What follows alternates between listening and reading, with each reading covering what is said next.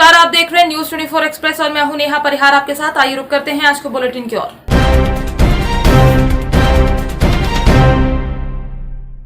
राहुल राखियां स्वदेशी फैंसी राखियों के निर्माता एवं थोक विक्रेता। मेन ब्रांच राहुल राखियां, मेन बस स्टैंड, कुम्हारी, जिला दमोह, मध्य प्रदेश। जबलपुर ब्रांच राहुल राखियां, फ्लोर दीनदयाल चौक, जबलपुर, मध्य प्रदेश। संपर्क करें 9685731550, 9575007850। बाघ संरक्षण और ग्रामीण विकास समिति सवाई माधोपुर के तत्वावधान में मिशन बीट प्लास्टिक रणथंभौर अभियान के तहत प्लास्टिक और पॉलिथीन के दुष्परिणामों से लोगों को अवगत कराया। रणथंभौर से सटे गांव एंडा के लोगों को जागरूक किया गया। यह अभियान हर बुधवार को रणथंभौर से सटे प्रत्येक गांव को वन बाघ वन्य जीवों के विषय में समझाया जाएगा। प्लास्टिक के भविष्य को लेकर भारी दुष्प्रभाव की जानकारी दी। संस्था के सदस्यों ने नसीर बाबा मंदिर और ग्राम एंडा आदि में अलग अलग जगहों पर कार्यक्रम किया। चौपाल कार्यक्रम के माध्यम से ग्रामवासियों का प्लास्टिक पॉलिथीन कचरे के प्रति शपथ दिलवाएगी। संस्था के सदस्यों ने ग्रामवासियों को पौधारोपण की आवश्यकता, रणथंभौर को हरा भरा देखने, वन क्षेत्र को स्वच्छ सुंदर बनाने के विषय में चर्चा की। लोगों से अपील की गई कि पौधारोपण में किस प्रकार हमारे पहाड़ों को वीरान होने से बचा सकते हैं। इस अवसर पर एंडा के वर्तमान सरपंच श्रीराम फौजी, भाई बुद्धि एंडा और संस्था के सदस्य दिलखुश सैनी, विजेंद्र सैनी, विष्णु सैनी, सोनू सैनी, दिनेश श्यामपुरा, रखन श्यामपुरा, गिरधारी लाल मीना, रूप सिंह, राजेश सैनी आदि मौजूद थे। ग्राम एंडा में पधारे हुए हैं हमारे पूरे वॉलंटियर्स, हमारी संस्था के पूरे सदस्य, गाँव वालों को जागरूक करने के लिए जो हमारा प्रोग्राम रहता है हर बुधवार को, उसी कार्यक्रम के तहत हम लोग आज यहाँ एक चौपाल के माध्यम से गांव वालों के बीच आए। हम लोगों ने गांव वालों को बैग्स वितरित करके उन लोगों को प्लास्टिक और पॉलीथीन के खिलाफ कार्य करने, मिशन बीट प्लास्टिक में सहयोग करने, तो प्लास्टिक में पॉलीथीन को जड़ से खत्म करने के प्रति जागरूक किया है, पौधारोपण के प्रति जागरूक किया है और बाघ बचाने के प्रति, जंगल बचाने के प्रति और वन विभाग व ग्रामीणों के बीच सामंजस्य स्थापित करने को लेकर कई मुद्दों पर गाँववासियों को जागरूक किया। इस कार्यक्रम में गांव के सरपंच, पंच पटेल और हमारी संस्था के समस्त जो सदस्य हैं वो सभी सम्मिलित रहे। मैं सभी गांव वालों का धन्यवाद देना चाहूँगा कि उन्होंने हमारे इस कार्यक्रम को सफल बनाया। आप सब साथियों से मेरा कोरबा पुलिस अधीक्षक भोजराज पटेल द्वारा अभियान चलाकर स्थायी वारंटियों की तामीली कार्रवाई करने हेतु निर्देशित किए जाने पर थाना प्रभारी कटघोर लखन लाल पटेल द्वारा अपने मातहत कर्मचारियों के साथ कई वर्षों से फरार स्थायी वारंटी राजौर हरीशचंद्र जगत, रमाशंकर शुक्ला, जागेश्वर प्रसाद, जगत मांझी, जगत राम मांझी, इन सभी वारंटियों को न्यायालय में पेश किया गया। स्थायी वारंट तामीली टीम में सहायक उप निरीक्षक अफसर हुसैन खान, आरक्षक चंद्रशेखर पांडे, उमेश खूटे, विनोद द्वारा कड़ी मेहनत लगन से बिहड़ जंगलों के ग्राम में कई किलोमीटर तक पैदल चलकर वारंट तामील करने में अहम भूमिका रही। छिंदवाड़ा जिले की परासिया तहसील में मध्य प्रदेश पंचायत ग्रामीण विकास विभाग संयुक्त मोर्चा अधिकारी कर्मचारियों की अनिश्चितकालीन हड़ताल चल रही है। हड़ताल पर अर्धनग्न बैठे सचिव और अधिकारियों ने अपनी मांगों को लेकर गुहार लगाई, जिसमें उन्होंने कहा बगैर अपील और बगैर वकील, बगैर दलील की सेवा समाप्त कर दी जाती है। वहीं लोगों का कहना है कि इनकी सेवा समाप्त न करके इन्हें निलंबित किया जाए। निलंबित अवधि में गुजारे भत्ते की पात्रता होनी चाहिए। ग्राम रोजगार सहायक भर्ती के अनुसार पूर्णकालिक संविदा पर थे, किंतु 2013 की नीति में अंशकालीन किया गया। उसे तत्काल हटाते हुए संविदा का पूर्णकालिक किया जाए। मनरेगा कर्मचारी की भारतीय सुरक्षा के आधार पर स्थानांतरण की प्रक्रिया का लाभ दिया जाए।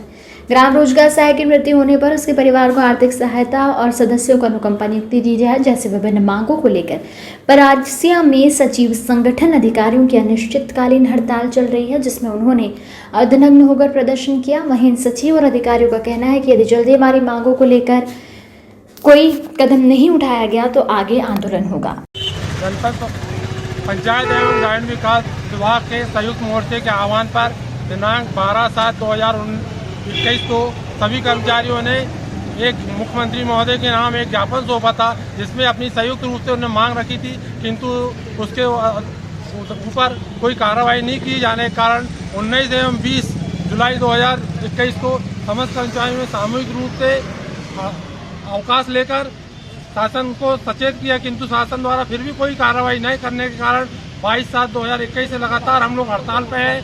संयुक्त मोर्चे के आह्वान पर आज दिनांक 29/7/2021 को समस्त कर्मचारी अर्धनग्न अवस्था में होकर अपना प्रदर्शन कर रहे हैं। इसके बाद भी यदि शासन द्वारा अपनी मांग पूरी नहीं की जाती है तो कर्मचारी उग्र रूप लेगा। मुख्य मांगे क्या हैं आपकी प्रशासन से? समय समय पर दिए जाने वाले महंगाई भत्ते, जनपद पंचायत कर्मचारियों को 5/6 6वां वेतनमान शासन द्वारा निर्धारित तिथि से दिया जाना चाहिए। जनपद पंचायत कर्मचारियों को पेंशन की सुविधा दी जाना चाहिए। संविदा नियुक्ति स्थायी करना चाहिए एवं डीए बढ़ाना चाहिए। 2 वेतन वृद्धि जो रुकी है वो देना चाहिए निर्धारित समय पे। आदि मांगे शासन के द्वारा निर्धारित समय पर नहीं की गई है। शासन द्वारा निर्णय लिया जा चुका है लेकिन फाइलें दबी हुई हैं 8-8 10-10 साल से। आज तक उस पर आदेश जारी नहीं किया गया है, इसलिए ये मांग करने पर कर्मचारी मजबूर हुए हैं। पुलिस अधीक्षक ललित शाक्यवार, अतिरिक्त पुलिस अधीक्षक रायसेन नरवरिया और एसडीओपी गुरबचन सिंह के मार्गदर्शन संपत्ति संबंधी अपराधियों की चेकिंग और धरपकड़ हेतु चलाए जा रहे अभियान के दौरान थाना सबलगढ़ पुलिस द्वारा लूट के एक आरोपी को गिरफ्तार कर कब्जे से लूटा गया माल जब्त किया गया। मामला पुलिस थाना सबलगढ़ पर फरियादी धर्मेंद्र कुमार उर्फ अन्नू सोनी पुत्र सूरजमल सोनी उम्र 32 वर्ष निवासी रामपुर ने रिपोर्ट की। मैं रामपुर के सबलगढ़ मोटरसाइकिल से आ रहा था। शाम 6:30 बजे करीब जैसे ही मैं हीरामन बाबा के पास आया तभी पीछे से एक मोटरसाइकिल पर 2 अज्ञात व्यक्ति आए जिनके साथ मुंह बंधे थे। उन्होंने मोटरसाइकिल रोककर हथियार कट्टा लगा दिया और क्या है ये पूछने लगे। मैंने उनसे कहा गोली मत चलाना, जो कुछ है ले जाओ। मेरे पास एक प्लास्टिक के स्टील के बर्तन, कपड़े और 14,000 रुपये नकदी, आधार कार्ड, पैन कार्ड की फोटोकॉपी के साथ रखे थे। 2 अज्ञात बदमाश लूट कर ले गए। रिपोर्ट पर थाने पर अपराध क्रमांक 537/21 धारा 392 भारतीय दंड विधान 11/13 MBDPK एक्ट 25/27 आर्म्स एक्ट पंजीबद्ध किया गया। इसमें थाना प्रभारी OPR किए गए हैं sub inspector JP Parashar, Uma Parihar आदि बल के साथ सराहनीय योगदान रहा। कुमार सोनी की रिपोर्ट पर थाने अपराध क्रमांक 537/21 धारा 392 11/13 MPDP एक्ट और 25/27 आर्म्स एक्ट का मामला 2 अज्ञात आरोपियों के विरुद्ध कायम किया गया था। इसमें फरियादी के द्वारा एक मोटरसाइकिल को चिन्हित किया गया था जिसके आधार पर 2 आरोपी पुलिस के द्वारा चिन्हित किए गए थे, जिसमें से आज एक आरोपी को गिरफ्तार कर लिया गया है। उससे लूटा गया माल जब्त कर लिया है। एक आरोपी फरार है। पकड़े गए आरोपी को माननीय न्यायालय में पेश कर दिया गया है। PR के लिए PR मिलने के बाद शेष आरोपी के संबंध में पूछताछ की जा रही है। उज्जैन जोन के एडीजी योगेश देशमुख और इंदौर जोन के IG हरिनारायण चारी मिश्र द्वारा उज्जैन में सभी पुलिस कप्तानों की समीक्षा बैठक ली गई। इस बैठक का मुख्य कारण जहरीली शराब के कारण हो रही मौत को लेकर आपस में कोऑर्डिनेट कर संयुक्त कार्रवाई करने को लेकर निर्देश दिए गए। प्रत्येक जिले में एक टीम गठित की जा रही है। इंदौर और उज्जैन में जहरीली शराब माफियाओं के खिलाफ एक सेल गठित किया जा रहा है। प्रत्येक जिले में L फाइल खुलेगी। जहरीली शराब माफियाओं के खिलाफ रिकॉर्ड चेक कर उनके खिलाफ सख्त से सख्त कार्रवाई करने को लेकर उज्जैन IDG योगेश देशमुख और इंदौर IG हरिनारायण चारी मिश्र द्वारा सभी पुलिस अधीक्षकों को सख्त से सख्त जहरीली शराब माफियाओं के ऊपर कार्रवाई करने को लेकर निर्देश दिए हैं। संभावित तीसरी लहर आने को लेकर भी इंदौर उज्जैन पुलिस को निर्देश दे दिए गए हैं। समीक्षा बैठक में उज्जैन और इंदौर संभाग के सभी पुलिस कप्तान मुख्य रूप से उपस्थित थे। कोविड-19 की गाइडलाइन के अनुसार स्कूल में पढ़ाई हुई 11वीं 12वीं के सप्ताह में 2 दिन शुरू। पान बिहार क्षेत्र के कालूखेड़ा स्कूल के शिक्षक दीपेंद्र सिंह गौतम द्वारा जानकारी देते हुए बताया, कोविड-19 के नियमों को ध्यान में रखते हुए सप्ताह में 2 दिन 11वीं और 2 दिन 12वीं की क्लास लगाना शुरू हो गए हैं। बच्चे 90% आना शुरू हो गए हैं। साथ ही स्कूल में एडमिशन हो रहे हैं। दीपेंद्र सिंह गौतम द्वारा जानकारी देते हुए बताया कि मैं काफ़ी समय से यहाँ पर बच्चों को कोचिंग पढ़ा रहा हूँ और समय समय पर स्कूल को मेरे निजी खर्चे से सैनिटाइजर भी आता है। आप कालोड़ा स्कूल आ रहा है, कब से स्कूल खुले? 26 तारीख से। और पढ़ाई कैसे क्या चल रही है? अच्छी चल रही है। यहाँ सभी टीचर अपने उपस्थिति दर्ज करवा रहे हैं? हाँ। आपका शुभ नाम? विजय प्रताप से। कौन सी क्लास में? 12वीं। स्कूल खुले इस संबंध में थोड़ा सा विस्तार से जानकारी दीजिए। ये 26 जुलाई से मध्य प्रदेश शासन ने आदेश जारी कर दिए हैं। कक्षा 11 और 12 जो है वो सप्ताह में 2 दिन शुरू की गई हैं और ऑल्टरनेट डेज पे है, एक दिन छोड़ के कक्षाएं शुरू हो रही हैं। तो जैसा उन्होंने SOP बताई हैं और जो भी निर्देश है उसका यथावत पालन कर रहे हैं और 2 दिन अभी एक दिन छोड़ के 11 और 12 की कक्षाएं शुरू कर दी गई। अभी बच्चे कितने प्रतिशत स्कूल में उपस्थित हो रहे हैं? मतलब जैसे कि आपने छात्रों को कितनी क्षमता से बिठा रखा है? नहीं, बिल्कुल जो SOPs है उसका पूरा पालन कर रहे हैं और सोशल डिस्टेंसिंग का ध्यान रख रहे हैं, मास्क का ध्यान रख रहे हैं। सैनिटाइज स्कूल को करवाया पहले शुरू करने से पहले, और अभी कोशिश करी जा रही है कि बिल्कुल सोशल डिस्टेंसिंग का ध्यान रखा जाए। और बच्चे भी लगभग 80 से 90% उपस्थिति है, और जो नहीं भी आए हैं उनसे संपर्क कर रहे हैं कि वो भी आएँ और 100% उपस्थिति हो जाए। आपका शुभ नाम सर? मैं दीपेंद्र सिंह गौतम। सर पद क्या आपका है? मैं यहाँ अतिथि शिक्षक हूँ, मैथ्स और भौतिक शास्त्र के। भले ही इस साल कांवड़ यात्रा स्थगित हो गई हो, लेकिन पुलिस प्रशासन बॉर्डर से लेकर रेलवे स्टेशनों पर अलर्ट मोड में नजर आ रही है। बता दें कि हरिद्वार की एएसपी ने पुलिस फोर्स के साथ रुड़की रेलवे स्टेशन का निरीक्षण करने पहुंची। वहां उन्होंने कहा कि बिना RT-PCR रिपोर्ट के कोई भी यात्री अपने क्षेत्र में नहीं जा सकता। साथ ही यदि कोई कांवड़िया हरिद्वार जाने की फिराक में है तो उसे वापस भेजा जा रहा है। सभी रेलवे स्टेशनों पर पुलिस फोर्स तैनात की गई है और स्टेशन पर जांच भी की जा रही है। कांवड़ यात्रा स्थगित के बाद से खासतौर पर कांवड़ियों को हरिद्वार में प्रवेश के लिए पूर्ण प्रतिबंध किया गया है। जनपद रामपुर में वैक्सीन को लेकर जगह जगह हॉस्पिटलों में अफरा तफरी का माहौल बना हुआ है, जहां पुलिस की लापरवाही के कारण सरकार द्वारा जारी की गई गाइडलाइंस का जमकर मखौल उड़ाया जा रहा है। इसके बावजूद भी रामपुर प्रशासन की ओर से सरकारी हॉस्पिटलों में कोई पुख्ता इंतजाम नहीं किए गए, जबकि ये भीड़ खुलेआम कोरोना वायरस की तीसरी लहर को दावत देती नजर आ रही है। पूरा मामला मिलकर CAC का है, जहां खुलेआम सोशल डिस्टेंस की धज्जियां उड़ाई जा रही हैं। इस दौरान वहां मौजूद लोगों ने बताया कि धांधलीबाजी से लोगों की वैक्सीन लगाई जा रही है। जो लोग बाद में आ रहे हैं उनको पहले लग रही है, और जो पहले आए हैं उनको शाम तक नहीं लग पा रही है, जिसके चलते उन्होंने बताया कि पुलिस दोबारा पब्लिक से अभद्र भाषा का प्रयोग भी कर रही है। कब से चक्कर काट रहे हैं आप? कब से चक्कर काट रहे हैं वैक्सीन के लिए? साहब आज तीसरा दिन है मुझे। आपके लगी वैक्सीन? जी सर मेरे नहीं लगी है, और मैं अगले था, मुझे पीछे कर दिया पुलिस वालों ने। पुलिस वालों ने कर दिया? हाँ। तुमने कहीं नहीं में आगे था? मैंने कही थी आगे था, बोला मगर बोले पीछे हटो पीछे हटो। और मैं तो साहब जाऊंगा ऊपर तक जाऊंगा। कहाँ शिकायत करोगे? कहाँ शिकायत करूंगा? सब मैं जा रहा हूँ, मोहनलाल कैप्टन है, उनसे मैं सलाह लूंगा। मेरे चाचा खुद फौजी हैं, मैं उनसे सलाह लूंगा। उनसे सलाह लेने के बाद ऊपर एप्लीकेशन जरूर दूंगा। क्या इंतजाम होना चाहिए था? कोई ना कोई का इंतजाम कर बताएंगे ही रे। मैं जा रहा हूँ, इनसे तो मैं इंजेक्शन नहीं लगवाऊंगा। ये तो पब्लिक को भड़काना है जी। अच्छा ऐसे क्या वजह है जो कि आप कह रहे हैं कि मैं काफी लाइन में खड़ा हुआ हूँ 3 दिन चक्कर काट? 3 दिन से चक्कर काटे हूँ साहब, रिक्शा ले लेके आ रहा हूँ। आज भी मैं 6 बजे आ गया हूँ। कुछ लोग इस प्रकार के भी शिकायतें हैं कि मतलब जिसकी सोर्स पड़ जाती है उसका जल्दी वैक्सीन लग जाती है। हाँ ये शिकायत है सर। हो रहा है? हाँ आ रही है, वो अंदर से लेकर गए और ले लेके जा रही है। ये भी है। अच्छा हाँ अब जो पता नहीं हमें पैसे ले रही है या पैसे ले जा रही है आपस में, ये हमें ये पता नहीं है। अच्छा क्या कोटे का भी ऐसा है कि कोटे वाले ये कह रहे हैं कि आप वैक्सीन लगवा के आओ तभी मिलेगा? हाँ ये भी है। आपके गांव में ऐसा कह रहे हैं? एक गांव सिरसे में मुझे रिक्शा वाले को बोला, रिक्शा वाले खूब मारूंगा। अच्छा क्यों? मैंने कहा साहब मुझे मारो, मगर मेरा इसमें कोई रोल नहीं है जी। मारो मैं साहब, मैं तो आज रिक्शा लेके आया हूँ, कल लेके नहीं आऊंगा।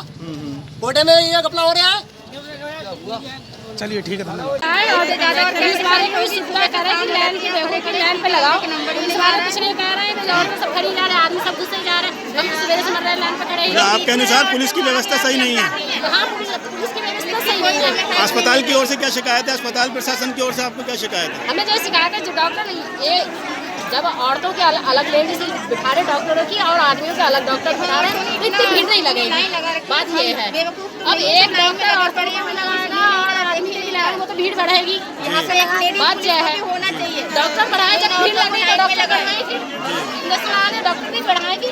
ये थोड़ी ना कि आप डंडा मार मार के बजा रही हो, भी चिल्ला रही हो, ईमानदारी से तो नंबर ही नहीं आ रहा है। जो बेईमानी के है वो सब आगे घुस जा रहे हैं।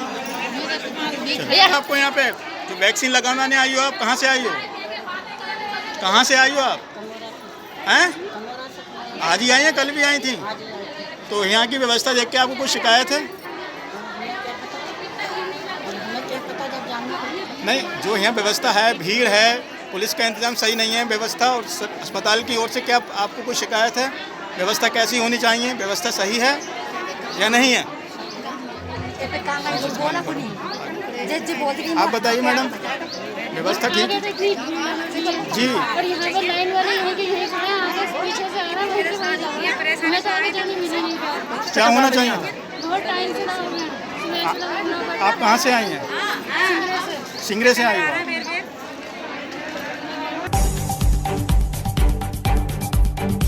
साहिबगंज गुरुवार देर शाम उपायुक्त कार्यालय कक्ष में उपायुक्त रामनिवास यादव की अध्यक्षता में जिले के आला पदाधिकारियों और वरीय चिकित्सकों के साथ IMA और झांसा की संयुक्त बैठक आयोजित हुई। उपायुक्त ने बताया कि 15 अगस्त की बैठक में अनुमंडल पदाधिकारी हेमंत सती और civil surgeon doctor Arvind Kumar के बीच एम्बुलेंस देरी से पहुंचने को लेकर जो विवाद हुआ था उसे देरी से पहुंचने को लेकर सुलझा दिया गया। इस संबंध में पुलिस अधीक्षक उप विकास आयुक्त अनुमंडल अधिकारी साहिबगंज सिविल सर्जन और वरीय चिकित्सकों के साथ औपचारिक बैठक की गई, जिसमें उक्त पदाधिकारी और चिकित्सकों के साथ बातचीत कर मनमुटाव दूर कर लिया गया। जिला प्रशासन और स्वास्थ्य विभाग पहले की भांति एक होकर कार्य करेंगे। वहीं IMA के अध्यक्ष डॉक्टर विजय कुमार ने बताया कि वरीय पदाधिकारियों के बीच हुए इस विवाद को बातचीत के माध्यम से समाप्त कर दिया गया। साथ ही कल से जिले में स्वास्थ्य व्यवस्था पूरी तरह से बहाल होगी। बैठक में अन्य वरीय पदाधिकारी मौजूद थे। ये 15 अगस्त की जो बैठक हम लोगों ने की थी सोमवार को, उसमें CS और SDO साहब के बीच में एम्बुलेंस देरी से पहुंचने के लेके जो विवाद चल रहा था, उन लोगों ने कल ही उसको मनमुटाव दूर करके मिटिगेट कर दिया था। आज हम लोगों ने फॉर्मली सभी डॉक्टर्स को बुला के, इसमें IMA के अध्यक्ष डॉक्टर विजय और सिविल सर्जन सब लोग थे, इधर SDO साहब भी थे, DDC SP सब लोग थे। उन्होंने इसका जो मनमुटाव और जो चीज़ें चल रही थी वो सब खत्म करके सौहार्दपूर्ण वातावरण में फिर से हम लोग जिला प्रशासन एक होकर, जिसमें कि स्वास्थ्य विभाग भी शामिल है, हम कार्य करेंगे। जो भी चीज़ें थी हम लोगों ने सॉर्ट आउट कर।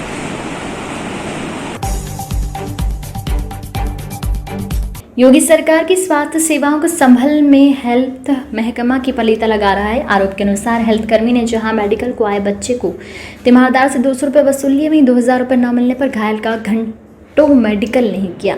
हेल्थ कर्मियों के नकारापन की तस्वीर संभल जिले के गुरनूर CHC में सामने आई, जहां फौजदारी में घायल बच्चे को थाने का होमगार्ड मेडिकल लेकर आया। इसी बीच एक हेल्थ कर्मी मेडिकल करने के बदले बच्चे के भाई से 200 रुपये वसूल ले गया। फिर उसने 2000 की डिमांड और की। मजबूर ने कहा कि मेडिकल कर दो, गेहूं बिक गए हैं, घर से रुपये मंगा रहा हूं, मगर 2000 रुपये पूरे मिलने से पहले डॉक्टर ने मेडिकल नहीं किया। घायल करीब 2.5 घंटे तक तड़पता रहा। बाद में जमकर शोर शराबा मचा। मेडिकल को जिम्मेदार MOIC ने जहां 200 रुपये वसूलने वाले हेल्थ कर्मी के खिलाफ कार्रवाई का आश्वासन दिया, लेकिन सवाल ये है कि किसने 200 वसूले, किसने 2000 मांगे? क्या अपनी CHC पर रिश्वतखोरी की खेल को MOIC कम जिम्मेदार है? अच्छा, आप यहाँ सरकारी अस्पताल में आए, क्या दिक्कत हुई आपको बताइए? मेडिकल करवाना आए। अच्छा, मेडिकल कराने आए, तो क्या घंटे हो गए आपको यहाँ पर? 2-2.5 घंटे हो गए। क्या बजे आए थे यहाँ पर?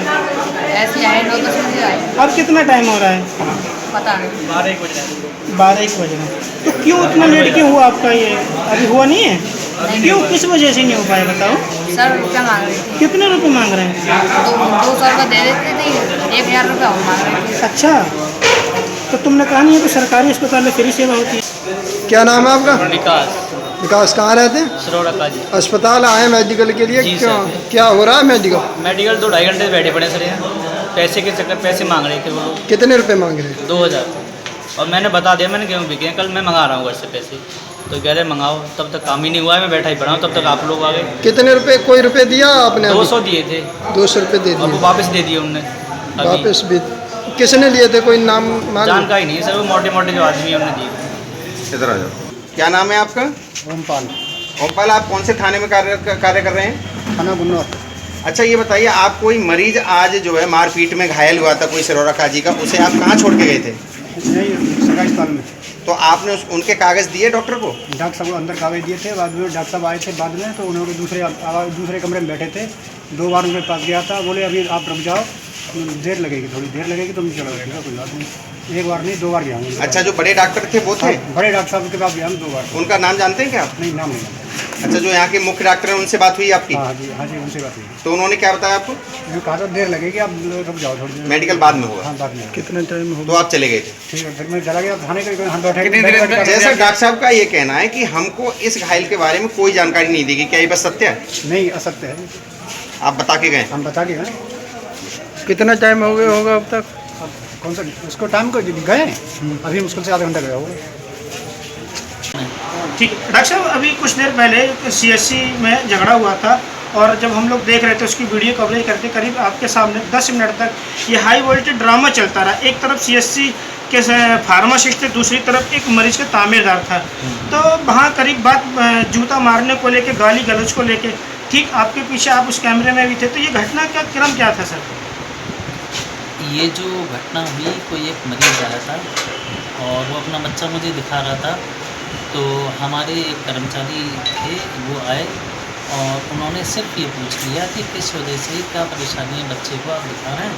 तो इतनी देर में जो मरीज़ जो बच्चा था उसके पिताजी को एकदम से पता नहीं क्या हुआ, नाराज़ से हुए, गुस्सा हुए और मेरे जो कर्मचारी थे उससे गाली गलौज करके लड़ाई झगड़ा करने लगे। और उन्होंने बीच में ये कहा कि जब मेरी डॉक्टर साहब से बात हो रही है आप बीच में क्यों बोल रहे हैं। तो इस बात पे उनका आपा खो बैठे, उन्होंने गाली गलौज की और उल्टा सीधा बोला और इस कदर वो हावी हुए कि जितने भी हमारे पत्रकार बंधु लोग हैं उन्होंने वीडियो बना ली। ये अच्छा है, उसकी कार्रवाई के लिए जो मेरे कर्मचारी हैं मैं उनसे एप्लीकेशन लिख के थाने में उनके खिलाफ FIR कर दूँगा।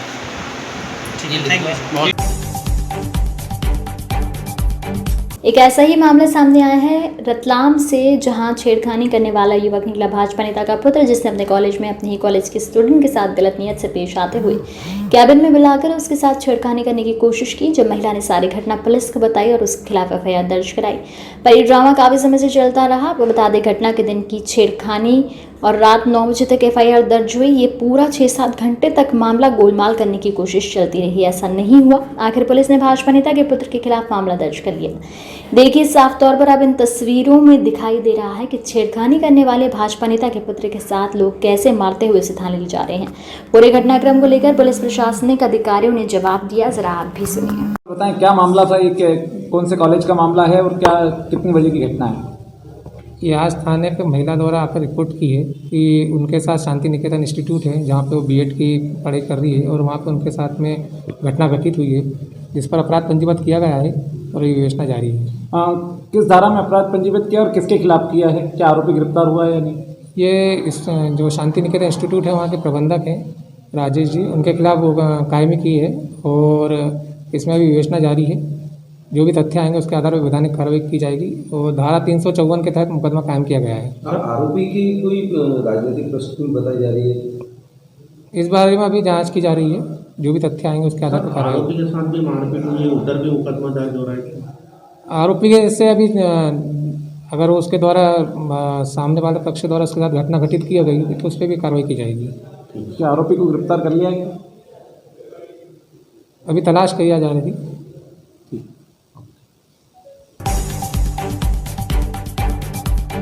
लगातार वैक्सीनेशन के कार्य में दिन रात स्टाफ नर्स लगा हुआ है, बिना अपने परिवार और खुद की चिंता किए। लेकिन कुछ ऐसे तत्व भी समाज में मौजूद है जो अपनी ताकत में मगरूर रहते हैं। ऐसा ही एक मामला गुरुवार को मानस भवन में चल रहे वैक्सीनेशन सेंटर के दौरान सामने आया, जब स्टाफ नर्स प्रीति तोमर द्वारा आमजनों को वैक्सीन लगाई जा रही थी।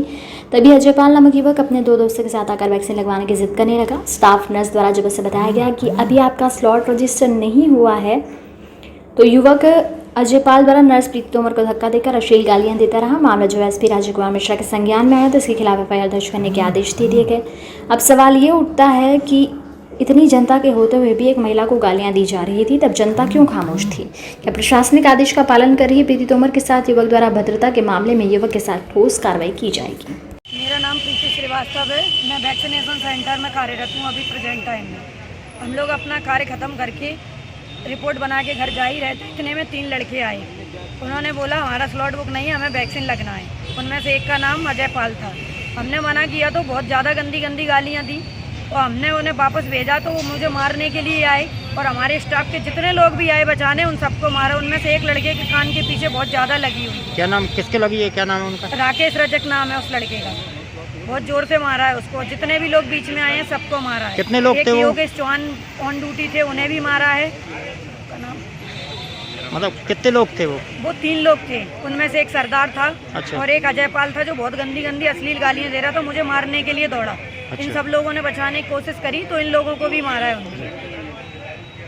ठीक है, क्या आप कार्रवाई चाहते हैं? मैं कार्रवाई चाहती हूँ कि ऑन ड्यूटी स्टाफ पे आगे से ऐसी बदतमीजी किसी के साथ नहीं हो, वो भी किसी लेडीज के अभी साथ। आपने कोतवाली में आवेदन दिया? मैंने कोतवाली में आवेदन दिया है। TI साहब ने आश्वासन दिया है कि उन्हें उठवाएंगे और आपके सामने कार्रवाई करेंगे। अगर इस पे कार्रवाई नहीं होती है तो हम में से कोई वैक्सीनेशन सेंटर के ऊपर काम नहीं करेगा।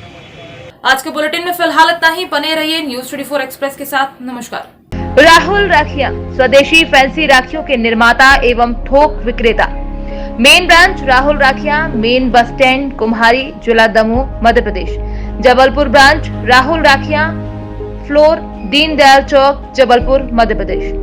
संपर्क करें 9685731550 9575007850।